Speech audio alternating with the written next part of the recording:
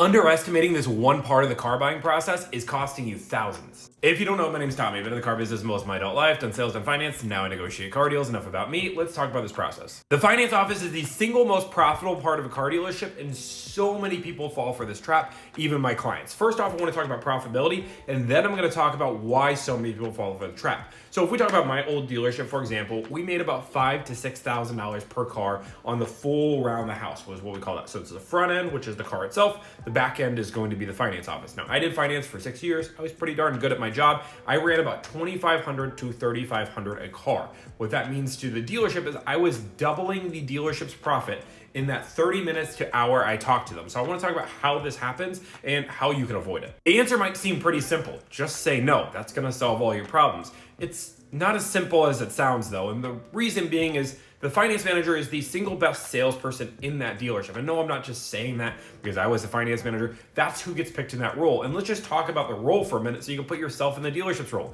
You're gonna have 30 to 45 minutes to talk to somebody you've never met in your entire life. So you don't get to build a rapport like a car salesman can, where they can build it over hours and hours of doing test drive.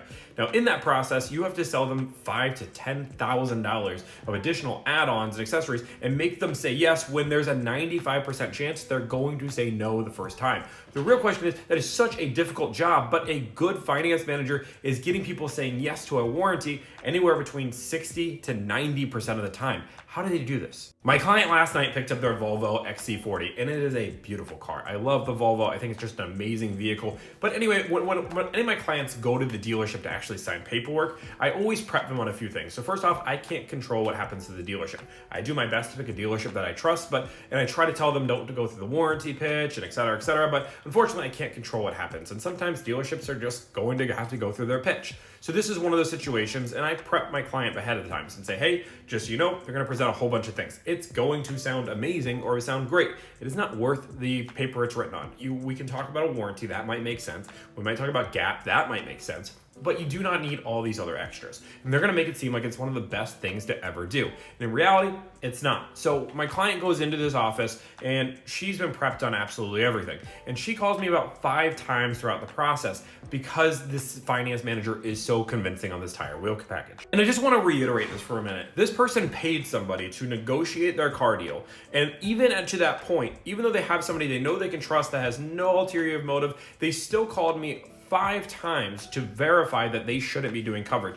That's how convincing this person was. And I could try to demonstrate and show you to you, but the problem is unless you're in the moment about to spend $40,000 or $50,000 on your car, and now you're worried about protecting your investment, you are not going to understand the pressure that you're going to feel.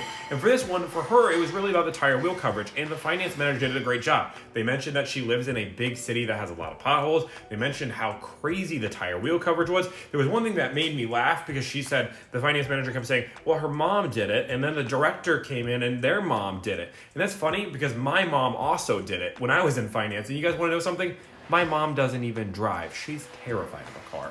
And that's what people don't realize, is that they're willing to say whatever it takes to make it seem like this is the best coverage in the world. And again, the point of this video is understand that you cannot underestimate this finance manager. Guys, paying $2,000+ for some tire wheel coverage for 5 years doesn't make sense. You would have to cover 8 or 9 wheels in order to make this sense. But my client, even though they just saved thousands of dollars on the car, was about to throw away almost $3,000 on a tire wheel package for 5 years because the finance person made it seem worth it. Again, looking at it after she called me, after she said, Tommy, I can't believe I almost bought a $3,000 package. That makes no sense. But when I was in that office, I felt like I was in a different zone. And I'm so glad I had you to call because it helped. Now, you don't need to have me to call. You have to understand that there's a value to these things. If we're talking about add-ons in the back office, have a warranty, have gap. Those are the 2 things I recommend. If you're buying a warranty, you should be able to spend anywhere between $1,000 to $2,200 depending on the car. If you're getting gap insurance,